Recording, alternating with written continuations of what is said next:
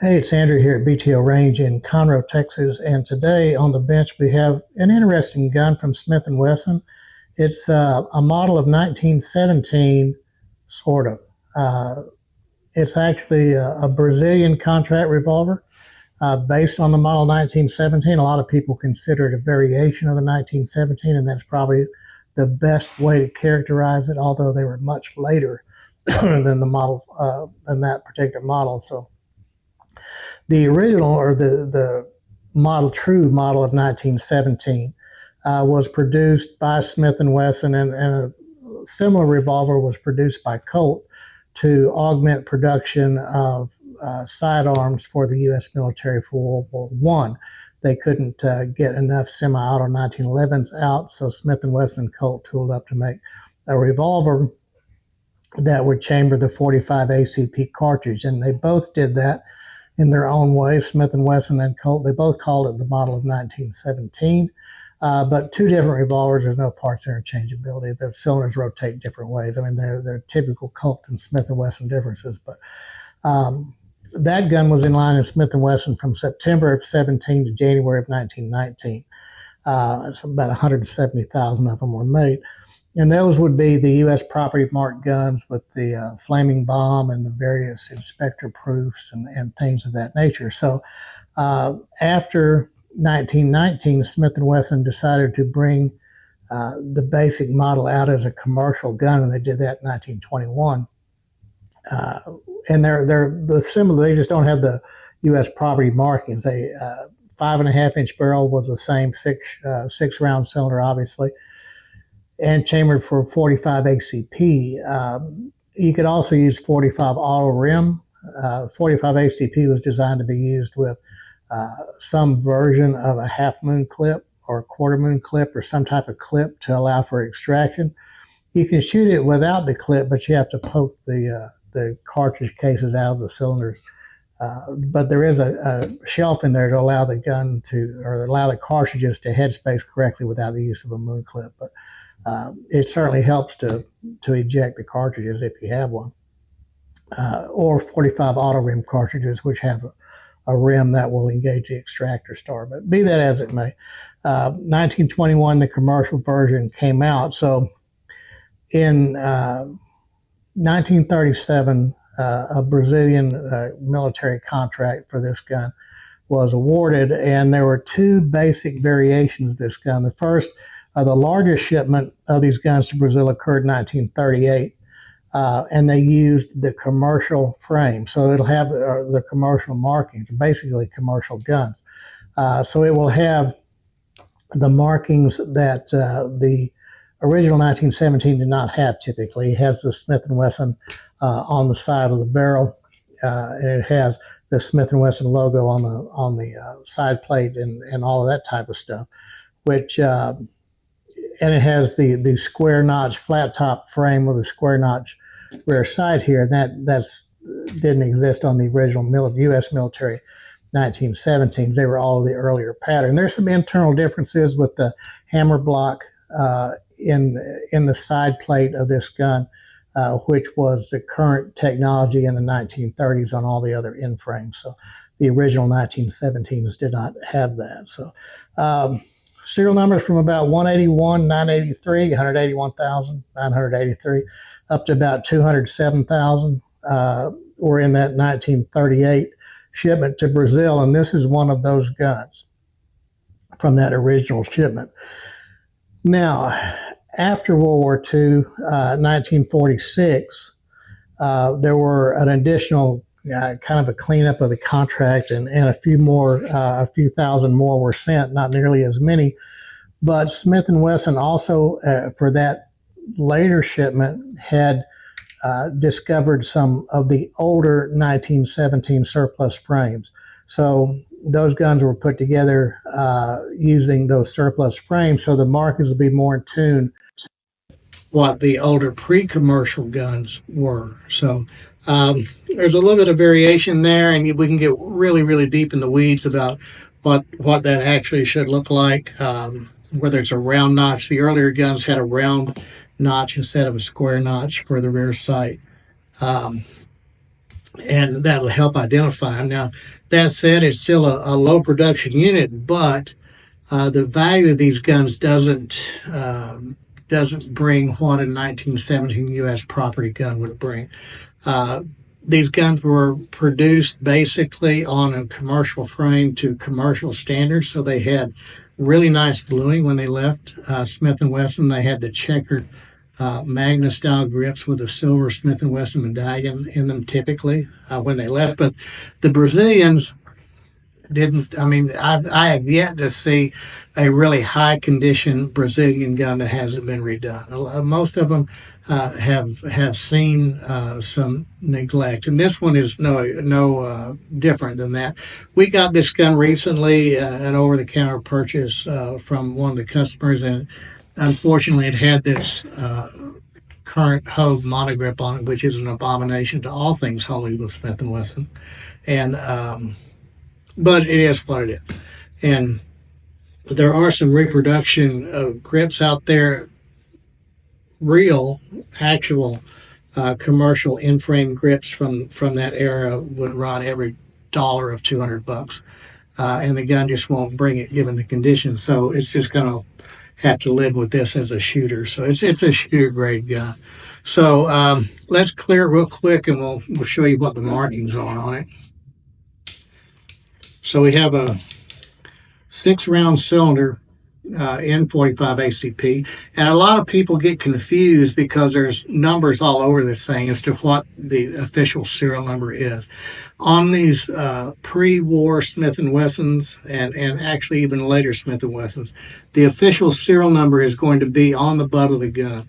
And on the commercial frame guns, the commercial 1917s, the serial number is going to run in line with the grip frame, just like the commercial, just like serial numbers do today. They're all marked here on the Smith & Wessons. Colts are not. Smith & Wessons are all marked here. Now, the military guns are marked with the U.S. model 1917 this way, so perpendicular to the grip frame, and then it'll have the serial number in 2 lines perpendicular to the grip frame. So if the number's going this way, it's a commercial frame. If it's going that way, it's a military frame. So, and you see the Brazilian marking here on the side plate of the gun. So they're all marked 1937 underneath the Brazilian crest, all of them, regardless of whether they're the earlier ones or the later ones. And that's not indicative of when the gun was made. It's just indicative that it is the contract for Brazil. So they didn't change it to make it 1938 or whatever. So the serial number again appears here. It appears on the rear face of the cylinder in very small letters, and I don't have good eyeballs anymore, as we've seen any of those. Here we go. It's right here, but it's going to be way too small to pick up on camera. And then it's going to appear again on the flat of the barrel right here. So they should all match, obviously, and this one does. So you have that small Smith & Wesson trademark right here on the left side of the grip frame. So you have this Smith & Wesson DA45 double action 45 caliber here. It's not marked anywhere model of 1917 or any of that business at all. So when you're bringing this gun into your bound books dealers, there's not a marking number DA45. A lot of people use that as a model number. I guess that's okay, but that's really not what the model number is. There are other DA45 caliber double action guns in Smith & Wesson. So be aware that there may be export or import markings on this gun, even though the gun was made in the United States. It was sent out, and then could have been re-imported in by pick an importation company. And depending on when that was done, they may have had to import it or mark it, right? If it was done after October of 1968, they would have had to mark it. Now, this gun does have a marking here on the grip frame right there that may be an importer marking. We've got to clean that off a little bit more to try to get down to it and find out what that says under there. It's hidden under the grip, so I'm not 100% sure what that says. So we're going to get to it and look when we get a little bit further down the line with it. Now, on the Brazilian guns, you'll also find a number on the back strap. that's engraved on the back strap of the gun here. That's not done by Smith & Wesson. That's an armory marking or some type of marking that was put on in Brazil as an inventory marking or armor marking or whatever that is. But this particular gun says 9847. It's well done. It was done in large bulk. So I've never seen a Brazilian gun that did not have that marking on it. So other than that, it's just a nice pre-World War II in-frame gun. So it has all the typical characteristics of that. We have the humpback hammer here. We have the serrated trigger here. The hammer spur is checkered. This particular gun, made in the 30s, has the hammer block in the side of the frame. That's actuated by the hand. So all that is correct. So interestingly enough, on the later guns, the ones that were sent in 46, using those earlier frames, they have, even though the guns were sent later than this gun was made, they have the features of a gun earlier than this gun was made. So it can be kind of a big jumbled up soup thing. So I really wish we had original grips for this gun, but we don't. And unfortunately, these guns in this condition, which is typical condition that you would find in a Brazilian 1917 variant, they typically bring in that $400 to $500 range in the tip, which is no money at all for a pre-war in-frame gun if you think about it. But if you were to get a high condition gun that hasn't been redone, I'm sure it could easily double that money. But again, I mean, I'm not saying they don't exist. Somebody probably has one, but I haven't seen one. I've seen several of these Brazilian guns, and they've all looked pretty much like this gun. There's a ton of oxidation on it. There's a ton of pinpoint, I don't really want to say pitting because it's not really deep, but just pinpoint freckling all over the gun.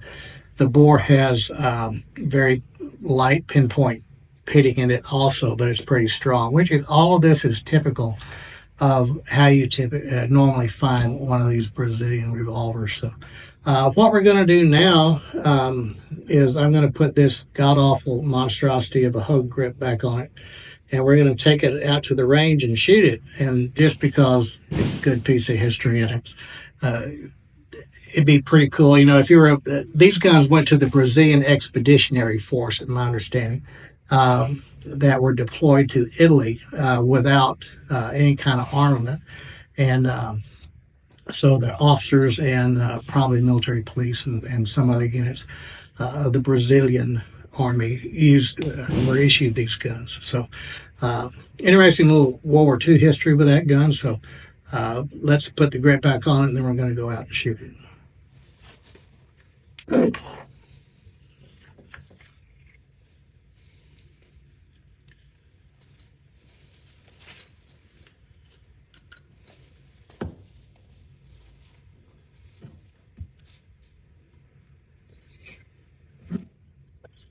Assuming I can see. Where's an old trough at? There it is.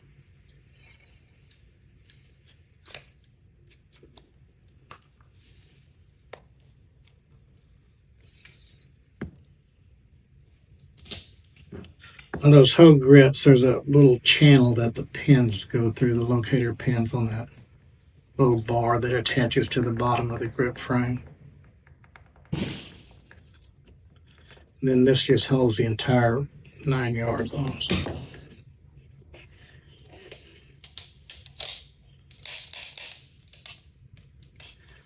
Okay, now we're going to go shoot it. All right, we're here on the range with our 1917 Brazilian Smith Wesson. We've got a few rounds of 30 grain 45 auto ball ammo.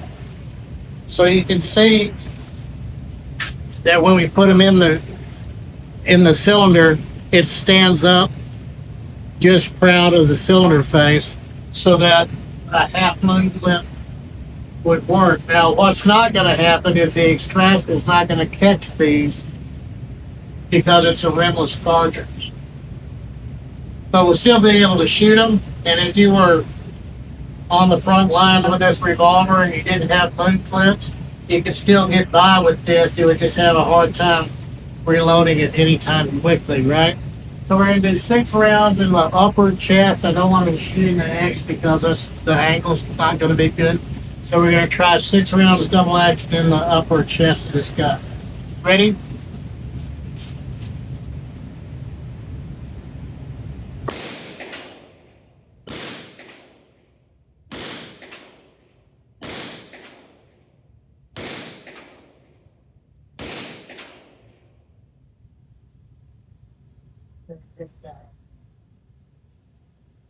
I can't see that front sight very good. Probably not shooting very good. But anyway, those holes don't look particularly round. So we'll have to look at that in a minute and see if we're PLing a little bit. But anyway, 1917 Brazilian contract revolver, first run from 1938. If you like what we're doing, hit that like button, hit that subscribe button. Let us know. Jared didn't want to shoot this today, just saying. So we'll catch her on the next. But hit that comment, let us know. And we appreciate you watching. We'll see you next time.